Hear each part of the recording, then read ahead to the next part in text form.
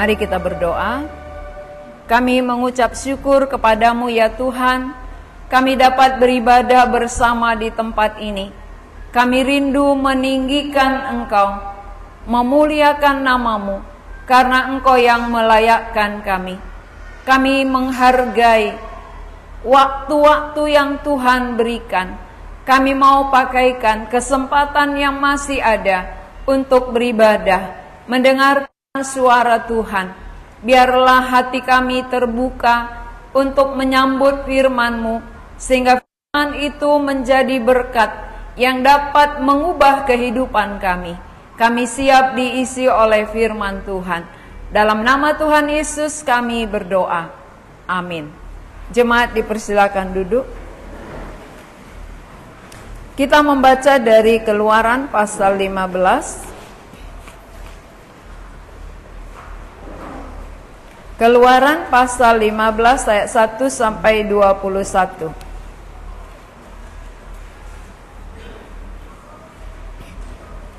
Keluaran pasal 15 ayat 1 sampai 21. Kita akan baca dalam bentuk responsoria. Saya baca ganjil, kita semua baca ayat genap.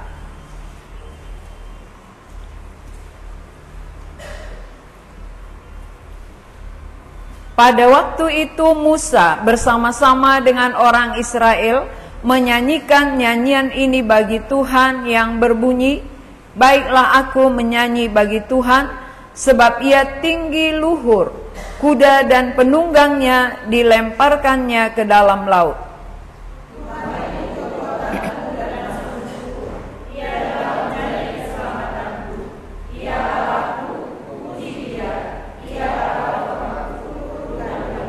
Tuhan itu pahlawan perang, Tuhan itulah namanya.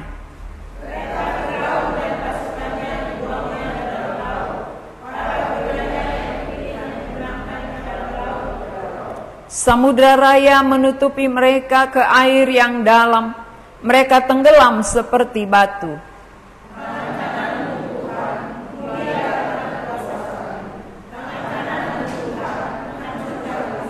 Dengan keluhuranmu yang besar, engkau meruntuhkan siapa yang bangkit menentang engkau. Engkau melepaskan api murkamu yang memakan mereka sebagai tunggul gandum.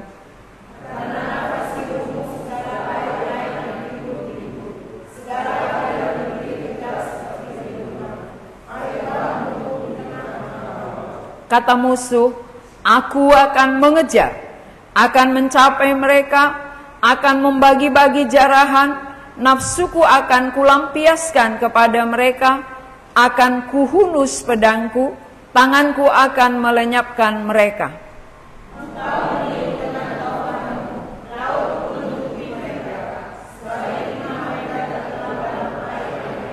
Siapakah yang seperti engkau di antara para Allah ya Tuhan?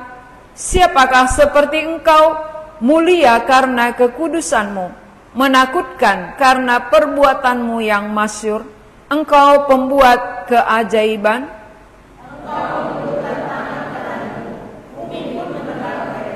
Dengan kasih setiamu engkau menuntun umat yang telah kau tebus. Dengan kekuatanmu engkau membimbingnya ke tempat kediamanmu yang kudus.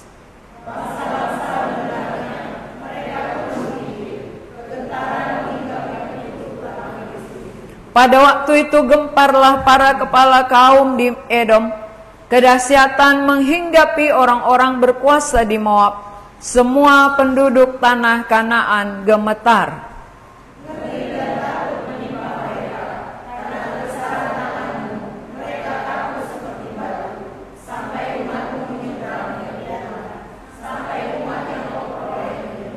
Engkau membawa mereka dari Kau cangkokkan mereka di atas gunung milikmu sendiri. Di tempat yang telah kau buat kediamanmu ya Tuhan, di tempat kudus yang didirikan tanganmu ya Tuhan. Ketika kuda Firaun dengan keretanya dan orangnya yang berkuda telah masuk ke laut, maka Tuhan membuat air laut berbalik meliputi mereka, tetapi orang Israel berjalan di tempat kering dari tengah-tengah laut.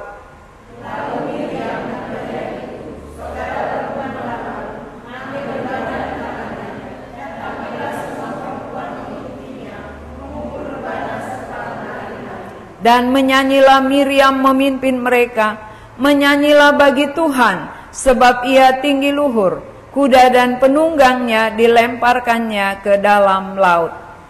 Tema kita hari ini nyanyian kemerdekaan. Ya, kita sudah bulan Agustus adalah bulan kemerdekaan, dan Sabtu depan kita akan merayakan Hari Kemerdekaan Republik Indonesia. 17 Agustus, kemerdekaan Indonesia yang ke-79 tahun. Jadi siapa yang usianya 79 di sini? Ya, 79 usianya berarti dia lahir waktu Indonesia merdeka. Jadi sama ya. Tapi kalaupun usianya sudah 79 namun belum merdeka dari dosa, itu sangat malang ya. Usia merdeka, Indonesia merdeka, dia lahir tapi belum merdeka dari dosa, itu hal yang sangat menyakitkan. Mengapa perlu ada nyanyian waktu hari kemerdekaan? Setiap merayakan 17 Agustus ada nggak lagunya? Apa lagunya? Indonesia, ya Indonesia Raya bersama dengan 17 tahun 45. Siapa yang tahu menyanyikannya? 17 tahun 45, itulah hari kemerdekaan kita. Hari merdeka nusa dan bangsa, hari lahirnya bangsa Indonesia. Merdeka, sekali merdeka tetap merdeka, selama hayat masih dikandung badan. Mengapa muncul nyanyian ini? 17, 8 tahun 45. Mengapa muncul? Karena disitulah Indonesia merdeka dari penjajahan. Jadi lagu ini muncul karena adanya perjuangan. Ada orang-orang yang berjuang untuk membuat negara kita ini menjadi negara yang merdeka. Negara kita ini negara yang tidak dijajah oleh musuh. Maka lagu itu dinyanyikan. Dan ketika menyanyikan lagu itu, bangsa Indonesia terharu. Terkhusus adalah para pahlawan dan keturunannya. Kalau keturunan pahlawan pasti mendengar ceritanya. Bagaimana dia mati-matian memperjuangkan negara kita ini supaya bisa menjadi negara merdeka. Merdeka itu bukan merdeka itu bukan jadi-jadian. Tetapi merdeka itu penuh perjuangan. Penuh perjuangan sampai menumpahkan darah. Para pahlawan kita menumpahkan darah untuk kemerdekaan negara kita. Tetapi ada orang yang sesudah negara merdeka tidak tahu menghargai. Itu sangat menyakitkan. Ya, para pahlawan kalau dia masih hidup dan melihat kita tidak menghargai, pasti sedih. Dia pasti kecewa. Nah, sekarang tema kita nyanyian kemerdekaan. Kapan saudara pernah bernyanyi karena saudara merdeka? Ya? Kapan saudara pernah menyanyikan, oh saya sudah merdeka, saya lepas dari belenggu dosa, saya lepas dari perbudakan iblis, maka muncul nyanyian pujian. Kapan muncul? Kalau belum pernah, berarti perlu tanda tanya, kapan saya merdeka? Kalau belum pernah ada nyanyian keluar dari diri saya, menyanyikan pujian bagi Tuhan yang sudah melepaskan saya, berarti tandanya belum. Itu bukti belum pernah. Orang yang sudah pernah pasti ada lagunya. Jadi lagu ini adalah ciri. Lagu menyatakan ciri seseorang itu orang yang telah merdeka atau orang yang masih diperbudak. Kalau ciri orang yang masih diperbudak, lagu pujiannya apa? Apa lagu pujian orang yang diperbudak? Nggak pernah nyanyi barangkali ya. Jadi kayaknya nggak pernah nyanyi kita. Padahal di kamar mandi sering nyanyi kan. Apa yang sering kita nyanyikan di kamar mandi? Waktu mandi gitu. Ya. Aduh, susah kali. Suara-suara fals semua ya, nggak pernah nyanyi nih. Saya yakin semua pernah menyanyikan apa isi hatinya. Lagu keputusasaan, ada nggak? Ada, lagu keputusasaan. Tapi malu menyanyikannya ya, nanti ketahuan gitu. Iya. Nanti dengar orang malu gitu. Padahal sering nyanyi. Makanya sambil nyanyi menangis. Karena lagunya lagu putus asa. Bukan nyanyi jingkrak-jingkrak, bukan nyanyi gembira, merdeka. Kalau orang bebas dari dosa, dari perbudakan kan nyanyinya gembira, senang ya. Tapi ini lagunya putus asa, lagu menyesali nasib. Oh nasibku.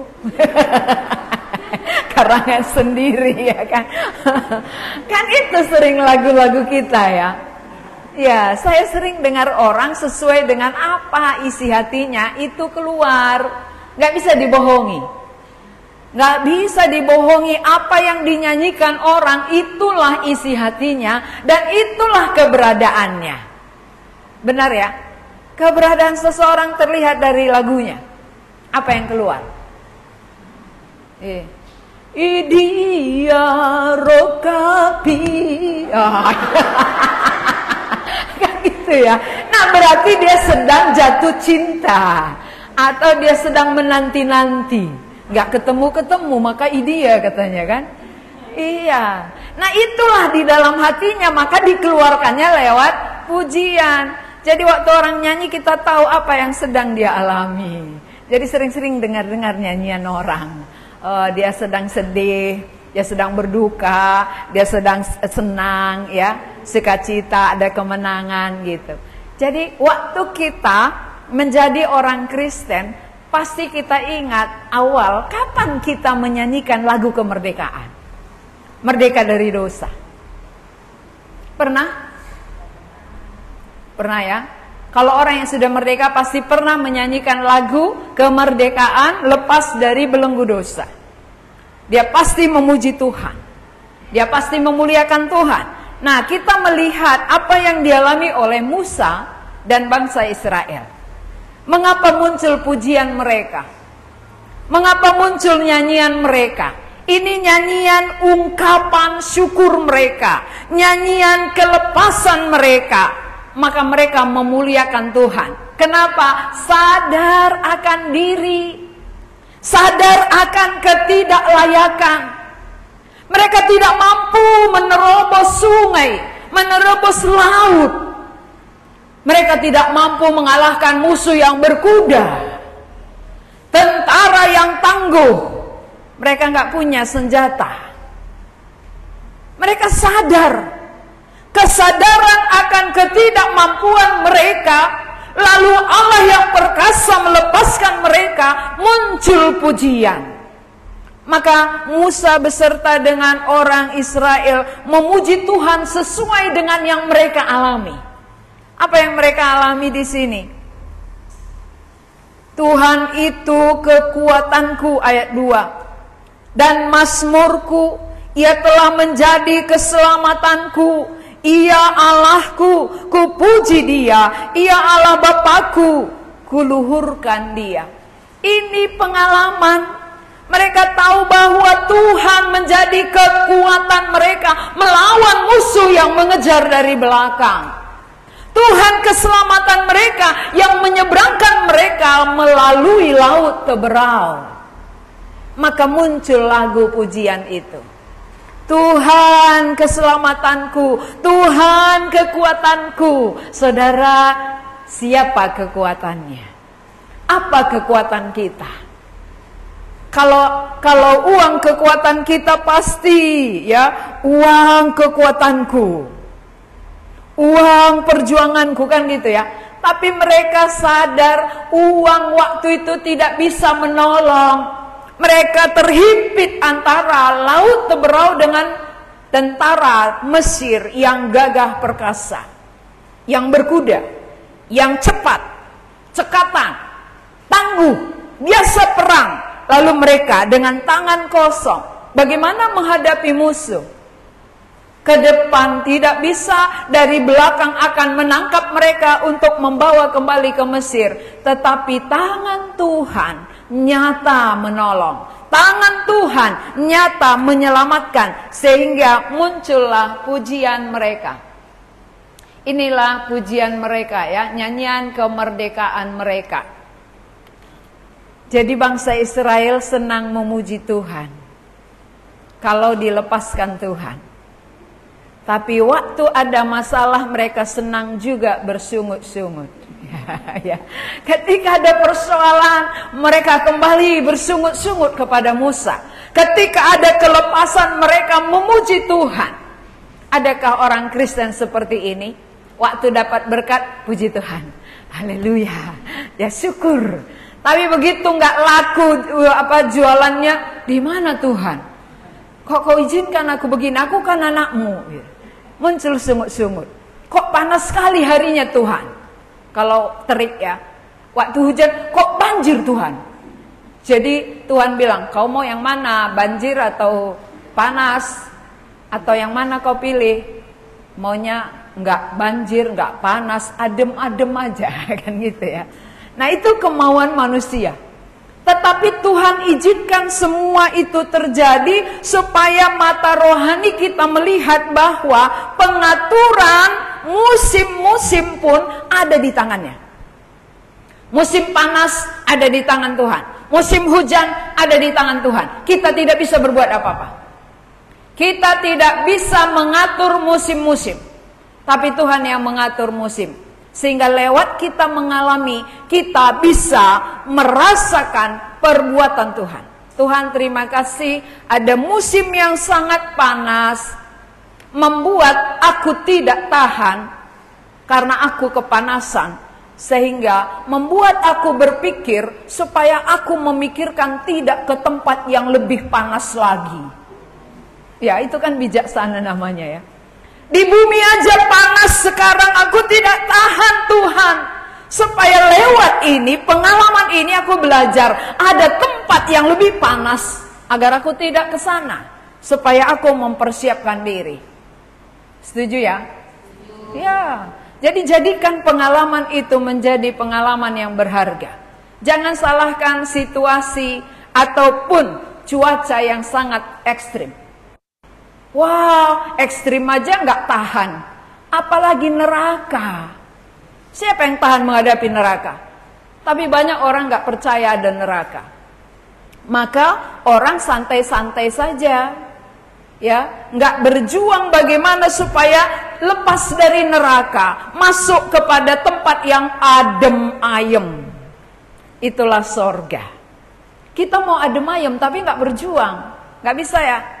Kalau mau ke sorga berarti sekarang perjuangannya. Kalau mau merdeka ada pahlawan kita yang memperjuangkan negara kita. Kalau kita mau merdeka ada Allah yang memperjuangkan kemerdekaan kita. Allah yang berjuang. Lalu kalau Allah memperjuangkan, kenapa kita tidak melihat itu? Allah Tuhan sudah mengerjakan bagi kita. Tapi kita sepelekan. Kita abaikan. Kita tidak hargai.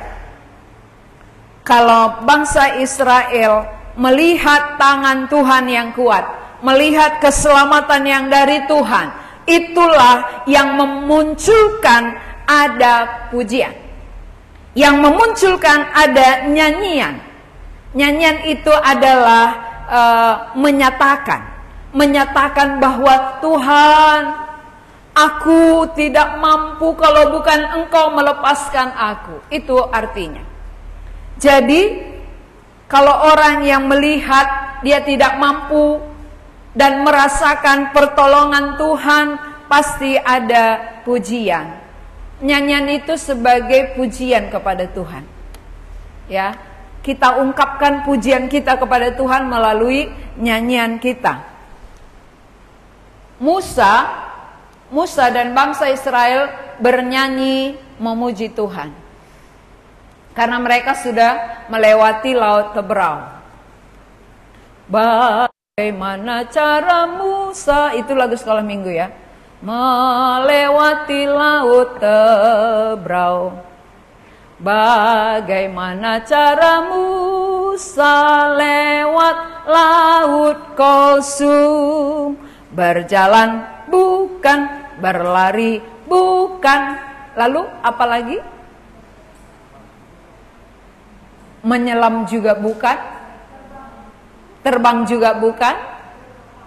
Ya, lalu dengan cara apa? Dengan cara apa mereka melewati laut Teberau? Ya, sering dinyanyikan lagu sekolah minggu tapi kita nggak pernah dengar ya. Iya, di rumah anak-anak nyanyi tapi kita nggak pernah dengarkan. Tetapi mereka melewati laut Teberau itu dengan kuasa Tuhan. Kuasa Tuhan yang mengeringkan laut itu sehingga mereka bisa berjalan di tanah yang kering.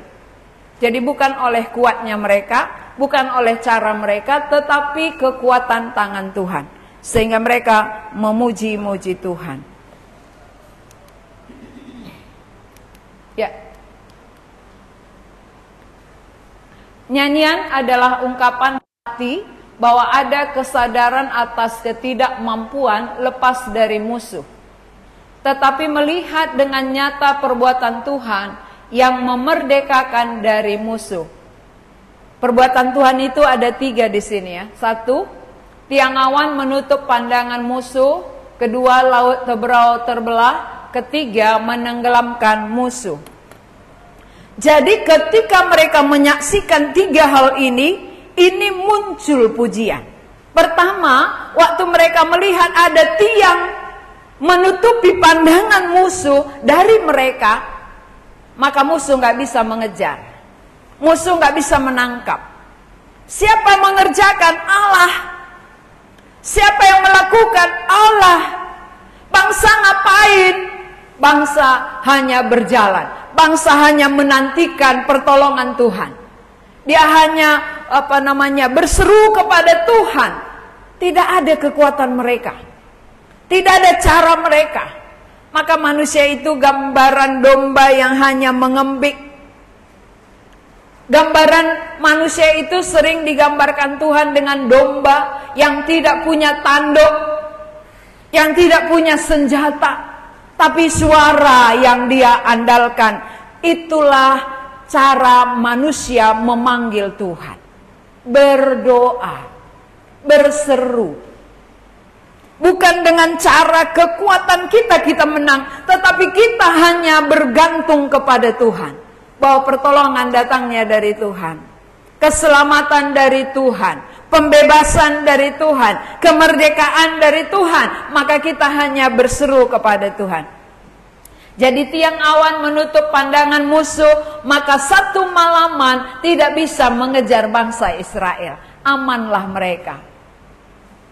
Ya, amanlah bangsa Israel karena musuh tidak dapat mengejar. 2, laut Teberau terbelah menjadi 2 sehingga ada yang kering di tengah, mereka berjalan di tanah yang kering. Sudah pernah terjadi sekarang kita lihat sesudah ini? Belum pernah ya? Laut Belawan kan gak pernah terbelah 2 ya? Iya, Laut Teberau satu-satunya. Itu terjadi sebelum Yesus datang ke dunia. Sebelum Yesus menjelma menjadi manusia. Berarti Allah dalam perjanjian lama, Allah yang berkuasa. Kan waktu Yesus datang ke bumi banyak melakukan mujizat. Tapi sebelum dia datang juga sudah ada mujizat. Laut terbelah 2 itu mujizat yang sangat besar. Orang Israel bisa berjalan di tengah-tengahnya, itu mujizat. Ya, yang ketiga, menenggelamkan musuh.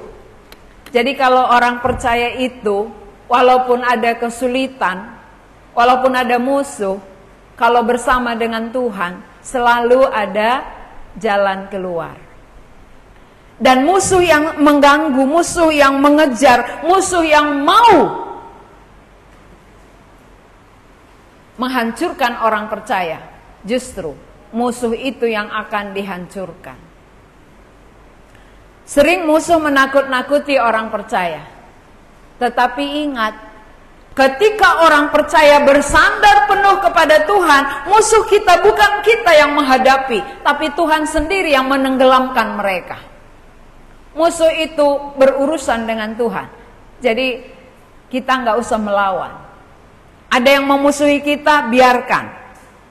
Biarlah Tuhan yang menenggelamkan, bukan kita ya. Kita nggak mampu menenggelamkan, tapi Tuhan yang berkuasa menenggelamkan musuh.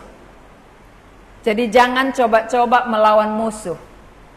Biarkanlah cara Tuhan. Musuh kita yang terbesar siapa? Iblis. Kita nggak lihat. Iblis itu tidak terlihat dengan mata. Itu musuh terbesar manusia. Karena kita nggak bisa menenggelamkan dia. Siapa yang bisa mengalahkan setan? Tidak ada selain Tuhan. Maka kalaupun dia mau mengganggu kehidupan kita, kita nggak bisa kalau bukan oleh pertolongan Tuhan. Orang percaya harus terus bergantung kepada Tuhan. Tanpa pertolongan Tuhan kita akan diganggu. Tapi waktu bergantung kepada Tuhan, Tuhan akan lepaskan kita. Cara Tuhan menolong, cara Tuhan melepaskan. Jadi orang percaya tidak bisa terlepas dari Tuhan. Jangan kira bahwa aku sudah merdeka, aku sudah dibebaskan dari belenggu dosa, aku tidak perlu lagi Tuhan. Bukan. Justru orang yang sudah dilepaskan, sama dengan bangsa Israel keluar dari laut Teberau, tetap dalam pimpinan Tuhan, tetap dalam arahan Tuhan, sampai dia ke tanah Kanaan. Kita pun di tengah-tengah dunia lepas dari belenggu dosa, lepas dari perhambaan iblis, kita tetap di dalam tuntunan Tuhan sampai kita ke rumah Bapa. Selama di bumi kita tetap punya musuh. Musuh tidak akan pernah berhenti bekerja. Jadi kalau musuh tidak berhenti bekerja lalu kita berhenti bergantung penuh kepada Tuhan, kita akan kalah. Kita akan dikalahkan. Jadi orang percaya mengapa banyak kalah? Ini menjadi batu sandungan bagi orang berdosa. Si Anu kok udah percaya kok tergeletak. Dia katanya udah bertobat kok kayak gitu. Ini kan menjadi batu sandungan ya. Mengapa orang percaya menjadi batu sandungan? Karena tidak mengandalkan Tuhan. Merasa sudah hebat. Merasa diri sudah bebas. Sehingga tidak perlu bergantung kepada Tuhan. Tidak perlu bersandar kepada Tuhan. Sudah mulai ada merasa diri bisa. Disitulah ditelan, disitulah dijatuhkan oleh setan. Maka setiap manusia, baik yang belum merdeka maupun yang sudah merdeka, tetap memerlukan Tuhan yang kuat itu. Tuhan yang perkasa. Kita tidak bisa lepas daripadanya sampai kita kembali pulang. Kalau sudah di sorga nggak ada lagi setan. Selama di bumi setan tetap bekerja ya. Ingat orang-orang percaya. Mengapa orang percaya mau dijatuhkan? Karena dia gigih bekerja. Jangan kira tidak diganggunya lagi. Justru ketika kita makin maju, semakin dia gencar menjatuhkan kita agar kita tidak bekerja bagi Tuhan. Dia gigih menghambat orang percaya supaya orang percaya tidak berbuat apa-apa bagi Tuhan. Dan bagi orang yang masih dibelenggu, pasti setan punya strategi banyak sekali. Strategi setan yang pertama, menunda-nunda waktu. Ya, bagi orang muda dia bilang, kau masih muda kok, nanti aja. Masa cepat-cepat beriman? Nanti, puaskan dulu masa mudamu. Sesudah puas baru datang pada Tuhan. Rupanya belum puas sudah mati, ya kan? Sebelum dia puas masa mudanya, sudah dipanggil oleh Tuhan. Celaka 12. Itu strategi iblis. Iblis punya banyak strategi. Kenapa? Karena dia malaikat. Dia malaikat yang melawan Tuhan. Tentu dia banyak tahu tentang Allah, banyak tahu tentang manusia, maka kita ditipu olehnya. Jadi nggak ada manusia yang berani menandingi setan, hanya Allah. Strategi pertama, menunda-nunda waktu. Strategi kedua, meragukan firman Tuhan. Iblis sering meragukan saudara. Ketika firman disampaikan begini, saudara berapi-api. Iya ya, pas, benar sekali itu. Tapi keluar pintu setan bilang apa? Iya, nggak benarnya itu. Mana benar itu? Mana seperti itu? Ya, itu artinya apa? Diragukan supaya kamu tidak lepas dari dia. Dia tidak pernah berhenti bekerja. Di depan gereja kita mangguk-angguk, ya benar.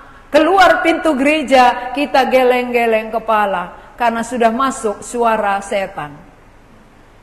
Jadi jangan kira bahwa ke gereja setan gak berani datang. Dia ada di dekat saudara itu. Setan berani duduk dekat kita. Dia berani mempengaruhi kita. Dia berani mengelus-elus punggung kita supaya kita ngantuk waktu mendengar firman Tuhan. Maka banyak orang kalau firman disampaikan dia begini, amin, iya. Amin katanya. Kenapa? Supaya tidak fokus, tidak mengerti, dan tidak sampai percaya. Jadi asal hadir aja. Hadir, duduk, dengar, pulang. Apa yang kau ngerti, nggak ada. Apa yang kau dapat, nggak ada. Maka setan setuju kalau kita hanya hadir ke gereja, tapi tidak fokus. Maka yang paling banyak dikerjainya orang tua. Orang tua pikiran hatinya, tubuhnya duduk di kursi, pikirannya jalan. Ya, jalan kemana pikirannya? Ke anak cucu, ke persoalan. Dibawanya kita jalan-jalan, ya. Mau pula kita. Kau duduk di situ, tapi kita jalan-jalan, tubuhmu aja di situ. Lalu sekali-sekali angguk-anggukkan seolah-olah kau dengar, gitu. Ya licik dia kan, supaya jangan ketahuan sama pendeta bahwa kau nggak fokus. Jadi waktu dia sampaikan firman gini-gini aja, tapi kita jalan-jalan, ya. Maka setan bawa pikiran orang jalan sana, jalan sini, mikirkan masalah, mikirkan persoalan. Lalu firman yang disampaikan, apa tadi? Apa tadi katanya? Aku nggak dengar kali. Karena lagi jalan-jalan. Jadi banyak orang duduk tubuhnya, pikirannya sedang jalan-jalan. Ini kemungkinan ada jalan ke mall ini. Ya, jalan-jalan dia. Tubuhnya duduk, pikirannya jalan-jalan. Yang mikirin apa? Suamilah, anaklah, cuculah, masalah lah, ekonomi lah, entah apa-apa aja lah. Ya. Banyak lah. Pekerjaan lah, ya. Semua dipikirin, semua jalan-jalan. Akhirnya pulang ibadah kosong, nggak dapat apa-apa. Maka setan ajak lagi kita pulang, yuk kita udah ibadah sama, kita pulang lagi sama, gitu ya. Senang setannya. Jadi melihat orang ibadah setan nggak pernah takut. Setan nggak takut melihat orang ke gereja. Tapi yang ditakutkan oleh setan kalau ada hati, ada pikiran, fokus mendengar firman dan mau dimerdekakan. Tapi kalau kita nggak fokus dan tidak ada hati untuk merdeka, setan tidak pernah takut. Sehingga kita selalu dikawani, ditemani kemana-mana. Ya, karena kita ditemani kemana-mana maka kita takut. Namanya teman dengan setan kan takut. Yuk ke kamar mandi sama, ya takut kamar mandi, ya kan? Tidur sama, takut tidur. Karena sama setan ketakutan. Maka kita perlu memikirkan bagaimana supaya aku merdeka. Siapa yang mengerjakan kemerdekaan bagi kita? Dari pihak Allah, bukan dari pihak kita. Sebagaimana negara kita merdeka karena perjuangan tokoh-tokoh yang rela mengorbankan nyawanya, maka kita pun merdeka oleh satu tokoh yang rela mengorbankan nyawa, itulah Yesus Kristus. Dia sudah mati bagi kita. Dia rela menyerahkan hidupnya, memerdekakan kita dari perbudakan dosa. Kalau saudara sudah pernah dimerdekakan oleh kematiannya, maka pasti saudara memuliakan dia, memuji dia, bernyanyi untuk dia. Terima kasih Tuhan, aku telah merdeka dari dosaku. Terima kasih Tuhan, aku telah lepas dari budak dosa, dari perbudakan iblis. Aku sekarang menjadi anakmu. Aku bersyukur kepadamu. Itu kalau merdeka. Tapi kalau tidak merdeka, Tuhan, mengapalah aku lahir jadi manusia? Lebih baik tadi aku nggak ada. Lebih baik tadi aku tidak usah lahir ke dunia. Susah kali di bumi ini. Kenapalah aku menjadi manusia? Kenapa nggak jadi ayam aja? Kalau ayam kan nggak susah gitu ya, dikasih makan. Kalau manusia cari makan. Saudara pilih mau jadi ayam atau jadi mau pilih jadi ayam atau jadi anjing? Atau jadi manusia? Sangat disyukuri. Ya, orang Yahudi pernah berdoa begini. Tuhan, aku bersyukur kepadamu karena aku lahir sebagai laki-laki, bukan sebagai perempuan. Kenapa orang Yahudi bersyukur lahir sebagai laki-laki? Karena adat Yahudi hanya menghitung laki-laki. Jadi dia bersyukur, aku dihitung gitu. Aku masuk hitungan di dalam sejarah. Saudara pernah bersyukur lahir sebagai perempuan? Bisa tidak. Bisa menyalahkan Tuhan. Tuhan, banyak kesusahan perempuan. Ya kan? Tiap bulan menderita. Ya kan? Kalau berumah tangga mengandung 9 bulan, kalau melahirkan menderita, bisa sampai mati. Banyak kesusahan perempuan. Kenapa aku jadi perempuan? Kenapa nggak jadi laki-laki? Ada yang pernah begitu? Ada, iya. Itu namanya belum merdeka. Siapa yang belum merdeka dari dosa pasti menyesali kelahirannya. Tapi orang yang sudah merdeka, dia mensyukuri kelahirannya. Tuhan, aku bersyukur aku pernah lahir.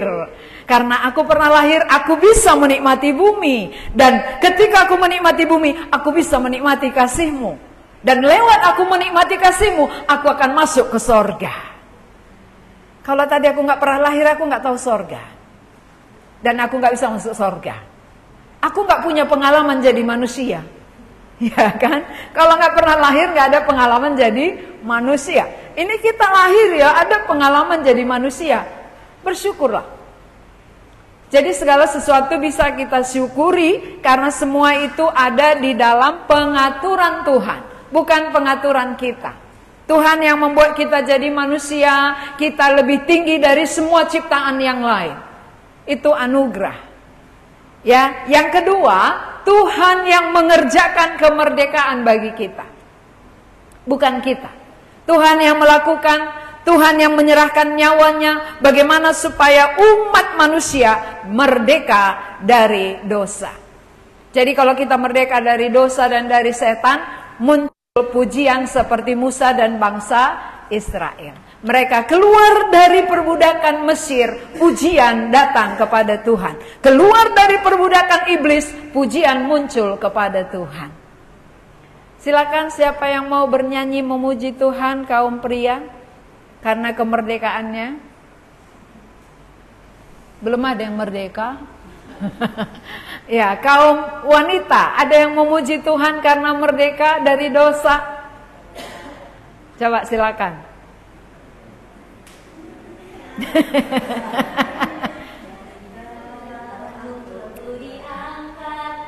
Dari dosaku ditebusnya, menjadi intan permata bagi Tuhan. Pujilah Tuhan selamanya. Nah ini kan pujian ya. Dari dalam lumpur aku diangkatnya, menyadari diri aku dulu lumpur. Ada pernah satu gadis saya layani. Dia merantau dari Toba ke Tanah Karo, lalu ketemu dengan saya, seorang penginjil kampung, ya, ketemu di kampung. Lalu saya layani dia bertobat, dia katakan apa?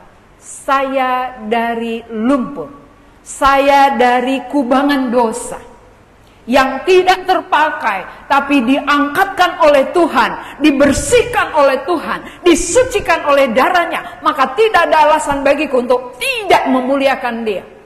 Maka sejak dia bertobat, dia serahkan hidupnya dipakai Tuhan. Itulah teman saya waktu gadis ya. Waktu saya belum berumah tangga, saya sendiri melayani, saya sendiri tinggal di rumah. Lalu dia di samping rumah saya, tempat tinggal saya. Ketika saya panggil, ayo kita PI, siap. Ayo kita pelayanan, siap. Gak pernah nolak.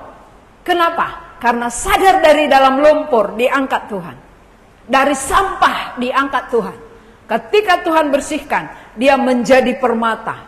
Dia menjadi intan yang berharga. Sehingga dia serahkan hidupnya.